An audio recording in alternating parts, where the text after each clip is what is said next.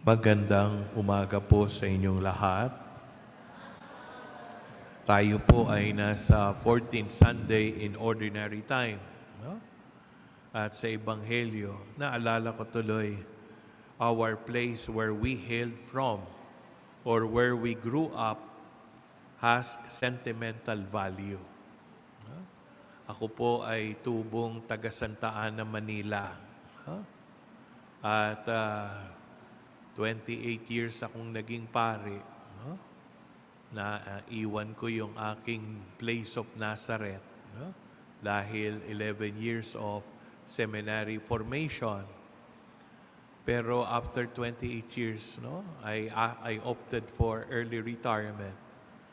At ang binalikan ko ang umuwi sa Santa Ana, Manila. No? Because it is our real home. No? Sabi nga natin, there's no place like home. At ang cliche na sinasabi natin, ang hindi lumingon sa pinanggalingan, hindi makaparoroon sa kanyang pupuntahan. No? At sabi nga, I'm staying in our ancestral home. Yung parokya namin is handled by the Order of Friar Minors, mga Franciscan. No? Kaya kapag wala po sila, no, ay ako po ang taong bahay ng parokya. No? Lagi po akong naaanyayahan na doon magmisa. No? At proud ako kasi yung Pericomo of the Philippines, no, the late Jumides Maturan, who won sa tawag ng tanghalan, no, ang kanyang branded song, Rose Tattoo, ay taga Santa Ana po. Yung si Francis at Pancho Magalona, ang mag-ama, taga Santa Ana po. No, si Francis na isang rapper, no, na nagpasikat nung tinatawag nating kanta o makabayan makabayan ko, no? Oh. Kaya sikat na sikat 'yon dahil 'yun ang sumikat na Pilipino na rapping, no? At doon din po nag-aral, no, si Piolo Pascual at si Carmi Martin. Doon po sa tabi ng parokya, yung St. Francis School. Doon po rin kami mga magkakapatid nag-aral. Kaya masasabi natin kung bakit, no, na hinahangaan yung paring nagmimisa ngayon, parang artistahin din. No? At I remember the words of the late Jaime Cardinal Sin, my most loved boss. No? Sabi niya, if you are no longer happy in the parish or diocese you are assigned, just tell me and I will transfer you to another. Huh? Sabi niya, happiness should be there in your workplace where you feel at home. When you are so loved and appreciated so much. No? Pero kung hindi ka naman acknowledge, hindi ka naman alaga, no, how can you say you are happy? No? And here in the gospel, Jesus returned to the place where he grew up, which is Nazareth. No? He taught at their synagogue to fulfill his role as the Messiah in the best way he can. No? Unfortunately, Nazareth is known as a notorious place. Para siyang slum area. That's why even Saint Nathanael or Saint Bartholomew, the apostle, sabi niya kay Philip, if the Messiah comes from Nazareth, is there anything that good can come out of Nazareth? No? Para bang negative na negative pag binanggit mo ang Nazareth. No? Kaya masabi, no, na ang Panginoon, no, hindi siya nakalimot kung saan siya nanggaling, kung saan siya nagmula. No? His hidden life is in Nazareth. And when he became at the age of 30, he started his public ministry only for 3 years. Kaya tawag sa kanya, Jesus of Nazareth. No? No? Yung sinasabi nating itim na Nazareno na si Jojo, no, na ating sa sound effect, no, sound system expert, no? Yan po ay talagang devotee ng itim na Nazareno, no? Kaya pag pinakanta niyo yung theme song ng itim na Nazareno, kahit nakapikit yan, no, kayang-kaya niyang kantahin, no? At sa akin, mahal na mahal ko po ang Santa Ana. No? No. Dati kaming tumira sa Makati City. No? Pero 9 years old, namatay yung lola ko na taga Santa Ana. Panganay ang nanay ko. Kaya sabi, doon muna kayo tumira sa ancestral house ng mga Maturans. No? So we stayed there. Tapos naibenta yung bahay at lupa. Lipat kami sa Embarcadero. Doon din pa rin sa Santa Ana. Nakabili ng house and lot ang tatay sa Calihon 8 at doon pa rin kami nakatira sa Santa Ana. No? Kaya masabi ko, no, mahal na mahal ng pamilya ko ang aming Nazareth na Santa Ana, Manila. Yung unang governor or head ng PBA, no, si Martilino, ay taga Santa Ana din. Yung congressman na si Pablo Ocampo na ngayong taong to ay century yung birthday niya, kaya lang patay na siya. No? At yung nagdidirekta ng palabas ng Channel 7 ng 12 noon show, alam ko Ignacio ang apelido, no? Taga Santa Ana din. No? I am so proud, no, of people who came from Santa Ana. Kaya lang sa Panginoon, proud ang Panginoon saying, I am Jesus of Nazareth. But in the gospel, you can see how His wisdom and eloquence in preaching and teaching, still most of the kababayan, no, ay masabi natin hindi siya tanggap. No congratulatory recognition from his townmates. Kailangan bang nakatira ka sa Beverly Hills, sa Forbes Park, sa Corinthians Garden, or Ayala Alabang?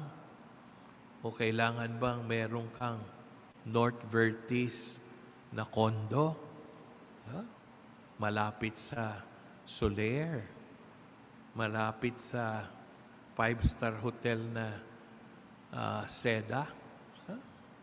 So kung minsan, tinitignan natin, saan ba ang kanyang bahay? No, instead, Jesus was ridiculed and mocked, for they could not accept that a simple carpenter could speak to them with so much wisdom and eloquence.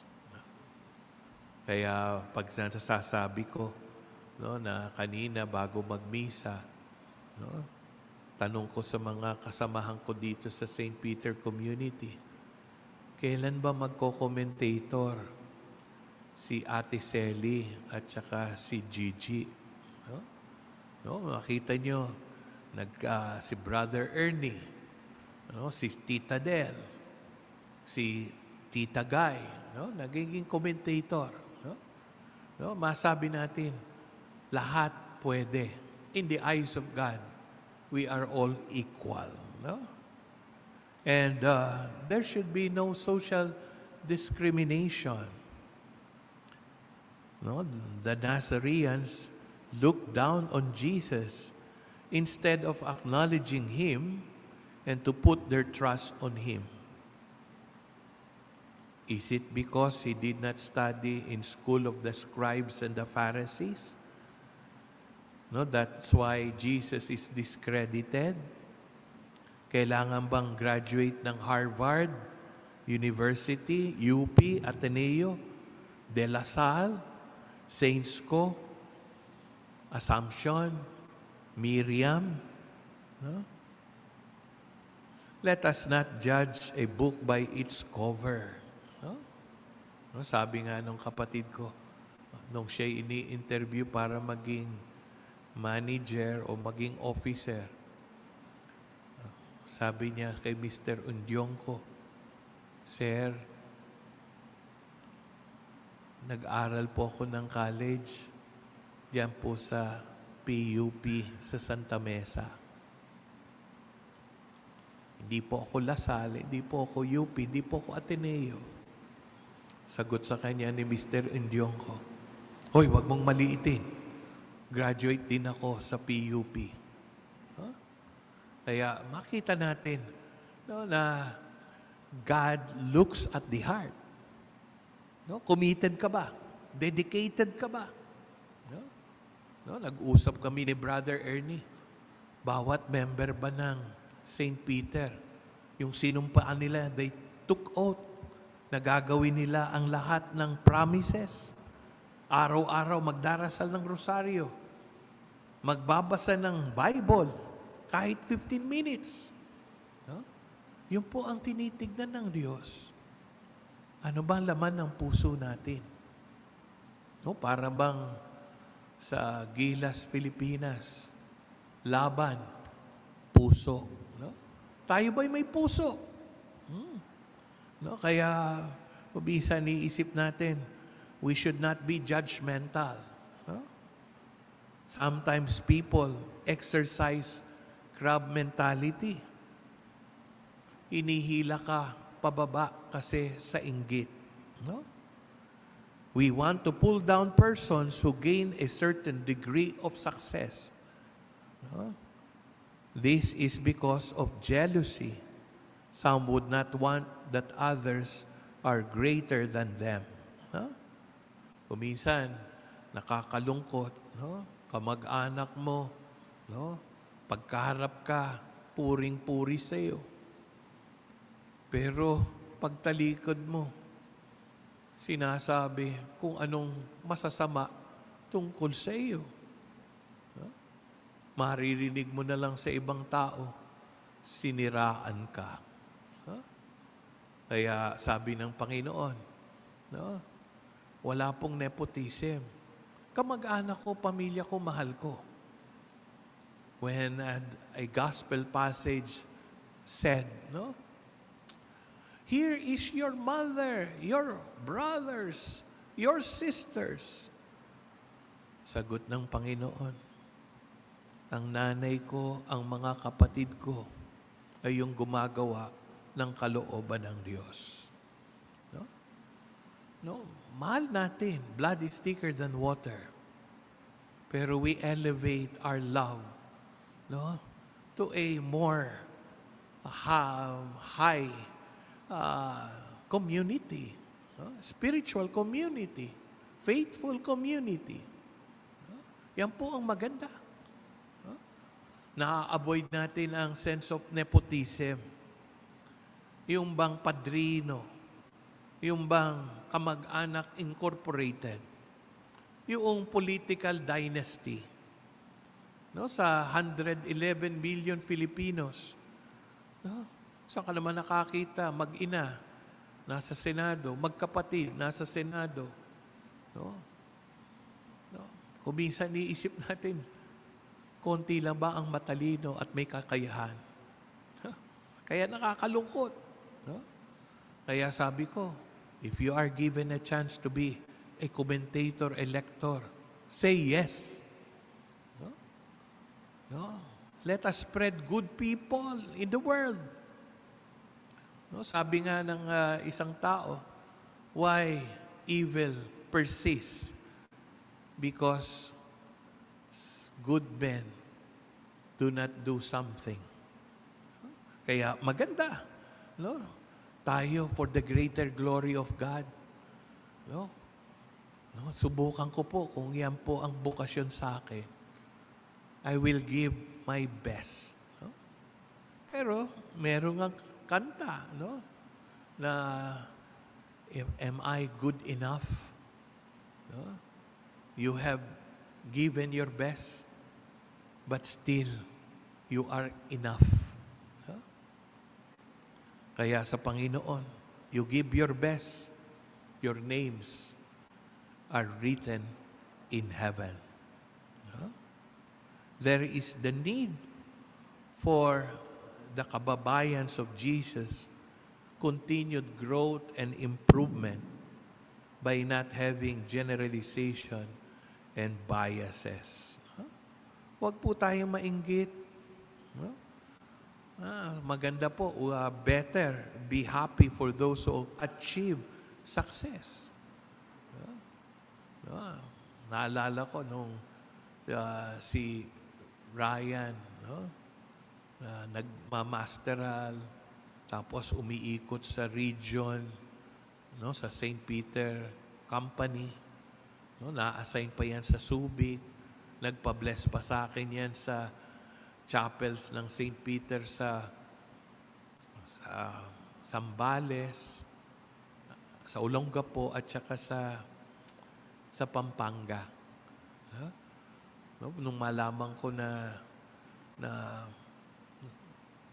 mayroong promotion, I'm happy for him. Huh? Di ba dapat ganun tayo? Huh? No, we should be happy and proud na kasamahan natin umangat sa buhay. Huh? Hindi po tayo dapat mainggit. Di ba dapat we should count our blessings and share our blessings. Huwag lang natin kinukumpar lagi ang sarili sa iba. No? Di ba mas maraming blessing when you acknowledge, no, the success of others. No? Kaya pagka meron akong nalalaman, no, na nagiging proud ako, no? Si Brother Ernie, naging presidente ng LICO. Si Gigi, nagtrabaho sa Malacanang, na pagsilbihan maraming pangulo. No, proud ako. Kasi kakilala ko. Kaya wag po tayo mainggit. Alisin po natin ang inggit. Huwag po tayo may social discrimination. No?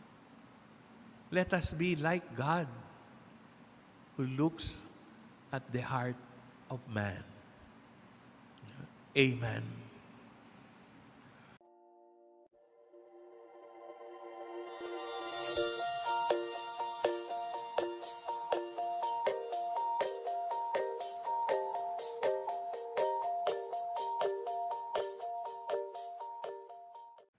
Thank you for joining us.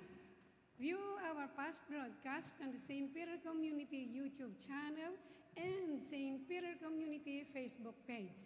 Don't forget to like, to share, to subscribe, and hit the bell so you can be notified on our upcoming activities.